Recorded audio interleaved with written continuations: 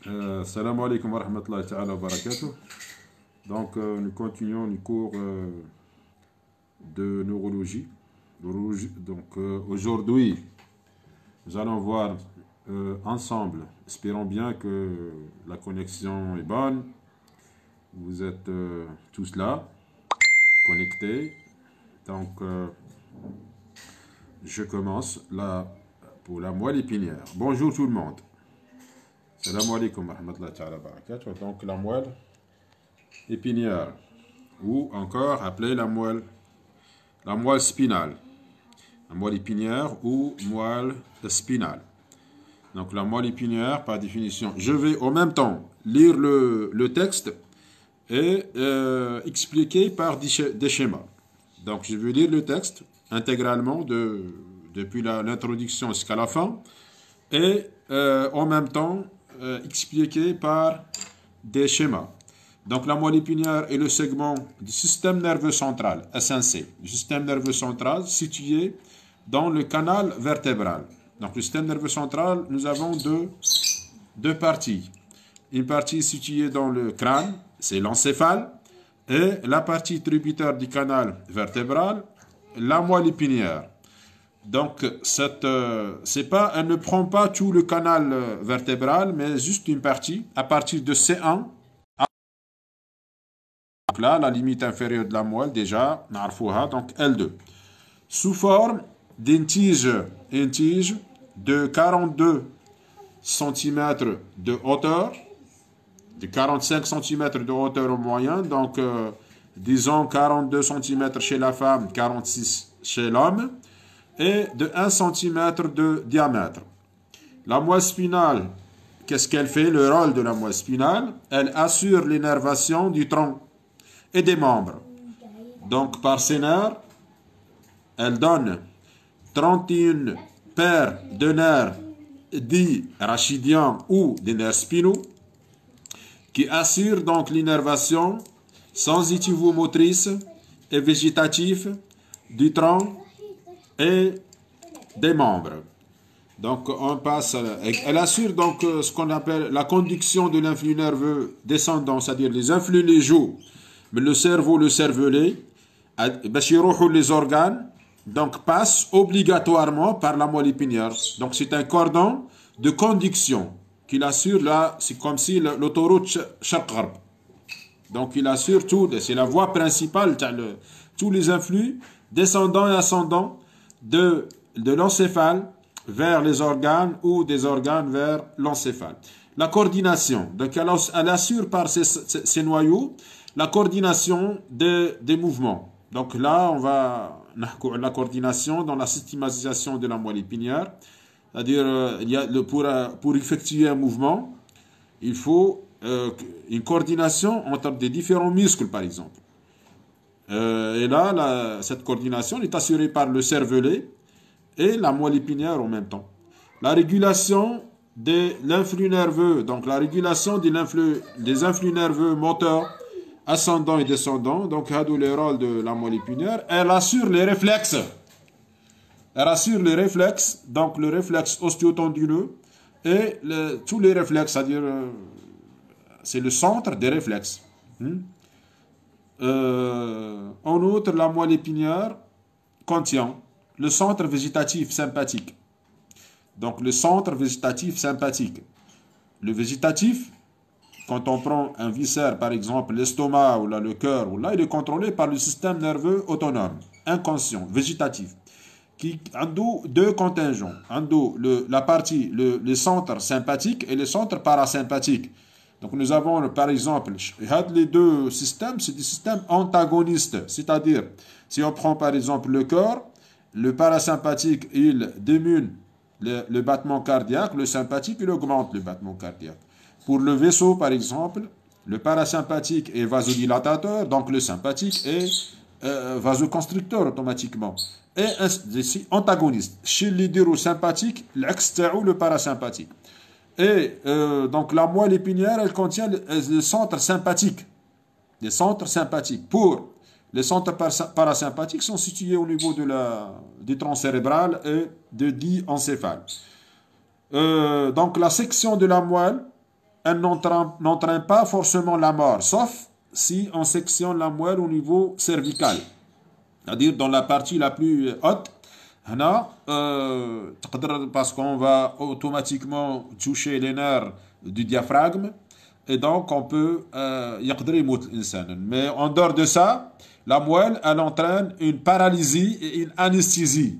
La paralysie c'est l'arrêt des mouvements, l'anesthésie c'est l'arrêt de la sensibilité consciente, l'arrêt de la sensibilité consciente et un arrêt de bien sûr des mouvements.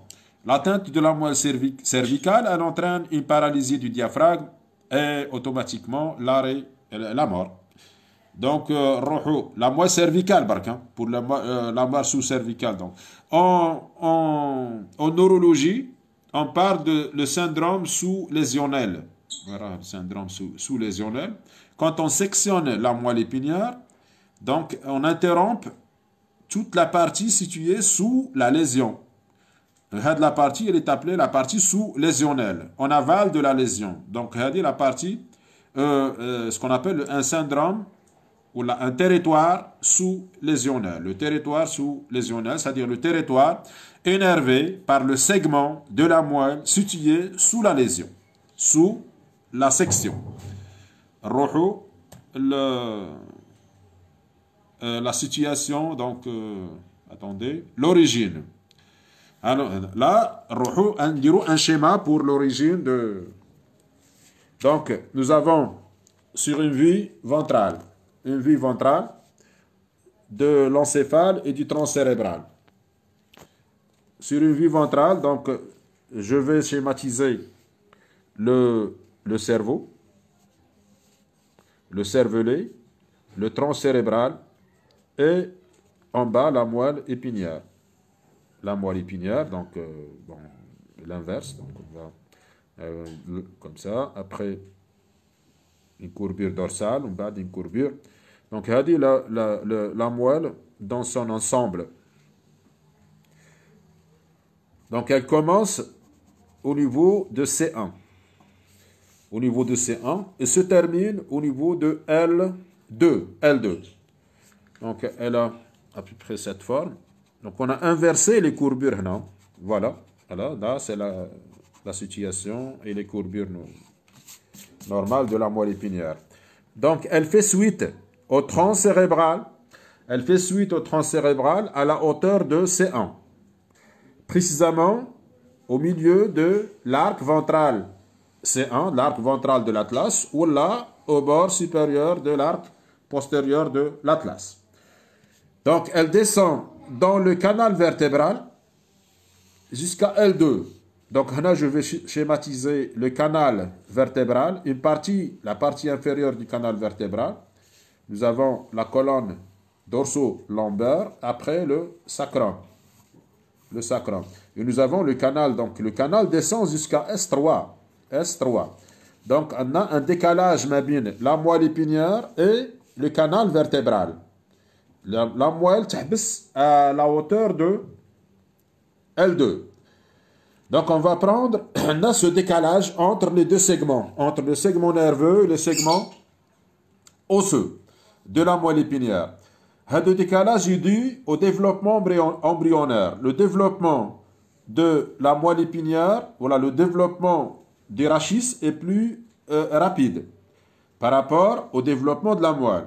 Donc, aux alentours, fait le 3e mois, au cours du 3e mois de la vie embryonnaire, la moelle تهبط حتى S1, حتى S3. C'est-à-dire, elle prend toute la hauteur du canal. À la naissance, elle est à la hauteur de L3. À la puberté, تولي في L2. Donc, la moelle de l'adulte, تطلع L2. Elle تطلع parce que le développement de la colonne vertébrale est plus rapide par rapport au développement de la moelle qui reste accroché au tronc cérébral. C'est pourquoi le rachis descend sous la terminaison de la moelle. Et donc, on a par conséquence, donc, on va prendre les racines nerveuses, les يخرجوا من la partie terminale de la moelle. Ces racines, يخرج هذه l'origine apparente تاعو. Par exemple, on va prendre la racine L5 تخرج من la moelle à la hauteur de disons L1 ومن بعد تهبط verticalement vers son orifice, vers le trou de conjugaison L5 situé au niveau du rachis lombaire ou la sacrale ou la sacrale. Donc on va schématiser toutes les branches, toutes les racines inférieures de la moelle, les conaux à peu près verticales vont composer ce qu'on appelle la queue de cheval. La queue de cheval, c'est l'ensemble de racines médulaires, les racines des nerfs rachidiens qui descend sous le cône terminal de la moelle dans le canal vertébral. Narjou peut-être pour la queue de cheval, au cours de...